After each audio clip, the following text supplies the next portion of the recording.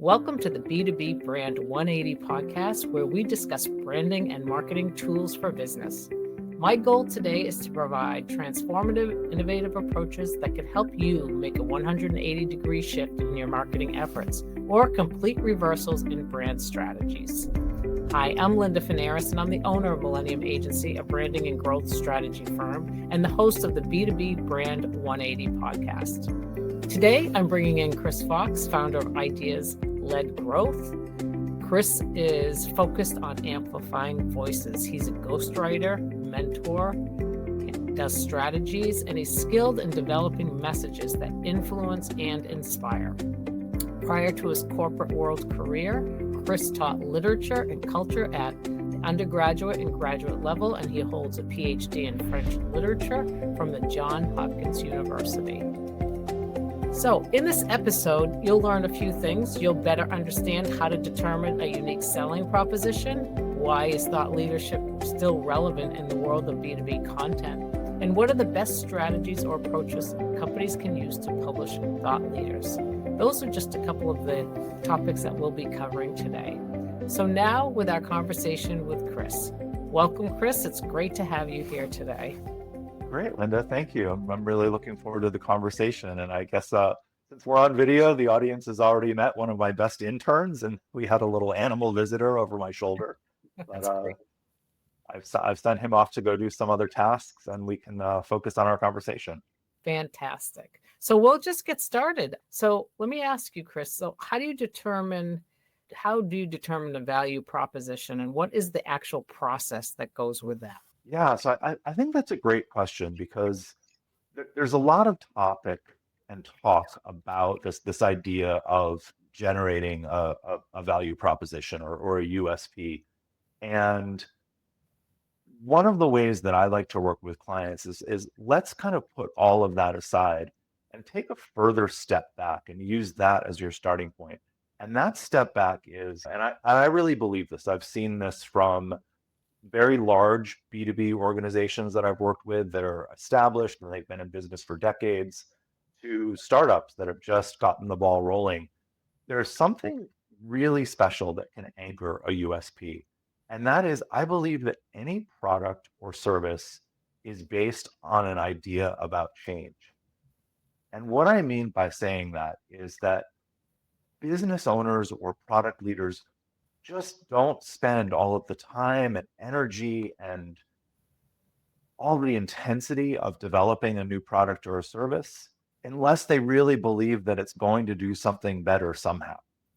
And so the first place to start on that USP is take a step back out of building mode and even take a step back out of marketing mode and think about, I am committing to this idea because I believe that a change is necessary in the world. And it can be a very microscopic change. So I devote my business, Ideas-Led Growth, to changing the way financial institutions do their thought leadership. Now, if you look in the world around you, that's not a really huge niche, but it works really, really well. And a lot of the clients that I work with, they're developing a very specific B2B product to help hedge funds do their accounting or to help portfolio managers run their investments, or these often very, very niche topics. Mm-hmm. But underneath that, the reason why they're dedicating all this time and energy is because they believe, A, that something needs to be changed, and B, that they have a set of tools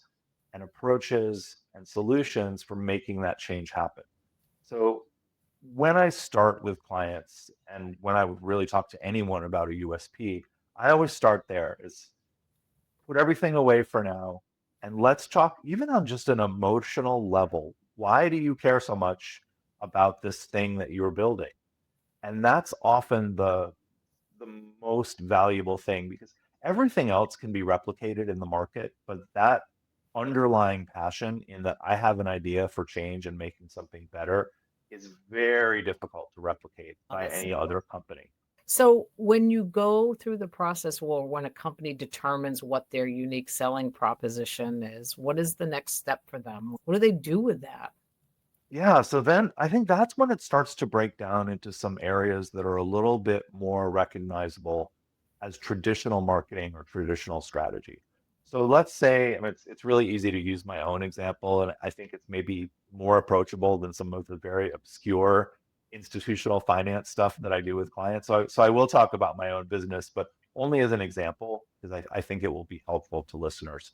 So, I started off with this idea that I have about a better and more impactful way to do thought leadership in the financial industry, right? So you take that's my idea about change. And then I decompose that into, well, what does that mean strategically? It Mhm. means I need to work with a solid mixture of top tier and established companies and startups because I have to understand the full cycle of innovation in the industry. And it means I have to understand what marketing teams within these companies, or sometimes a smaller company, what the founders, how are they doing it now? And Mhm. breaking it down into that sense of like, all right, so my strategy is a lot of these companies have internal writing teams that struggle to handle the very complicated and technical financial ideas. Or they've worked with content agencies that are great at doing things like SEO content or ad copy or some of these other things, but they really struggle if you're talking about something complex around regulation, or you look at like a hedge fund and there are these obscure financial instruments that they trade in. That's what the product leaders want to talk about. Right. Marketers are great at marketing. Sometimes when you're talking about a very technical field like finance, early in my career I had some experience with this in healthcare as well. The things that the people building the product or service care about and the things the team cares about don't always come together. Right. So that was another element of like, if I believe that's the change, then break it down and figure out, well, I have to get inside that mix. I have to be able to step between the marketing team and some of the content agencies that they've been using to show like when you're doing this thought leadership, there's a better and different way instead of like multiple drafts, and executives and subject matter experts get frustrated because, oh, it's still not right. It's still not right. You're not getting it. You're not getting it. It's because they don't have that expertise. So what I'm really saying is because I understood the change that I wanted to create, then it was looking for those strategic opportunities. Like I have to position myself as a top tier strategic advisor to some of these large institutions. Now, my company is very small. I have 8 team members. I'm sometimes dealing with companies that are 50, 60,000 employees. So the breaking down the USP into figuring out, well, how to get to be part of those conversations with my clients. I think that kind of model works really well for other businesses too, where once you know what change you want, you have to figure out, well, who delivers that change? How are things working now? And how can I intervene and create some space for myself in there that then I start to build up the credibility. My industry is very word of mouth based. So my strategy from a marketing perspective was, well, now I have to create all that word of mouth through relationships, through client work, all of those different aspects. And so Right. that's what I mean about how you start to break it down into pieces. Like, okay, if I say I want to change the world of thought leadership, you have to break it down to say, okay, well, what that means is I have to be in the conversation when they're doing the planning around their product launches. And in order to do that, I need to know these people and have them aware of what I offer. And in order for them to be aware of what I offer, I have to I have to run a certain set of marketing campaigns that gets that messages out there. And so Yeah. that's really what I mean about like, it sounds like, oh, wow, like you're talking about these big philosophical things, but that's what you do. You start to break it down into like, well, how would I do that? How would I get there? How would I get there? How would I get there? And by the time you're like 5 or 6 levels down, you have some very specific and actionable things about, all right, well, that means I need to be posting on these 4 topics on LinkedIn on a weekly basis. And I have to make sure that I'm following these types of people with this profile. Yeah, and I think, from our audience's perspective, to give them a little bit of context around this, let's take a technology firm as an example, or a manufacturing firm. When they're developing their unique selling proposition or their value proposition, whatever you want to call it, they're determining either some uniqueness or emotional factor that really helps differentiate them in the market. So we'll say manufacturers making widgets. Well, they have a certain process that they use that is so unique and different than all the other companies out there. They can stand on that and use that to position themselves in the market. The beauty about something like that is they're able to take that topic, and if they can develop some strategy or abstract or concepting around how they can bring a subject matter into the market around that point, can help them elevate themselves as a thought leader in the market. And I think Yeah. your point, if you figure out, okay, how am I unique?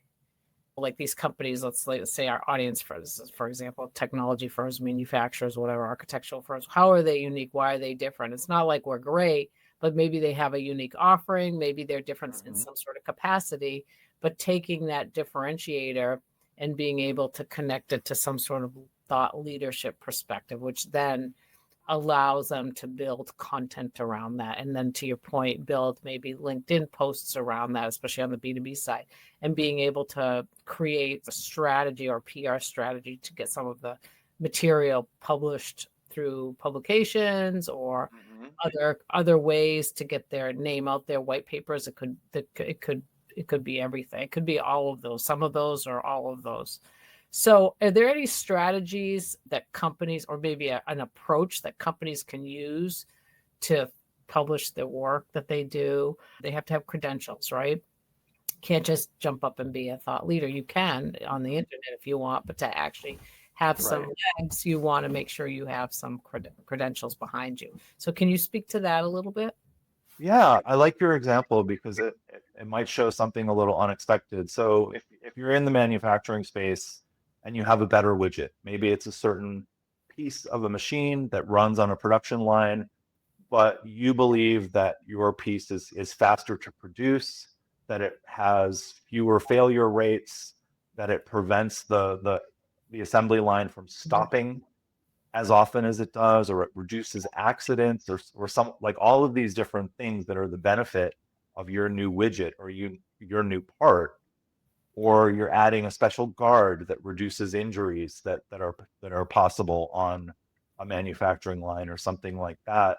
Mhm. Your thought leadership, like, yes, you want to talk about the benefits of your product, but you might also want to help those manufacturers understand, well, what are the causes of breakdowns on their manufacturing line? What are some of the causes around injury rates and things like that, where you can then say that becomes one of those things that you talk about. So you're not just educating your customers about the thing that you make, but you're helping them understand the problems that they have in a different and more fact-based way. Right. So like that example that we're talking about with, let's say it's something that improves the, it lowers the error rate on different items that are being passed through, let's say like a stamping grid on Mhm. a manufacturing line.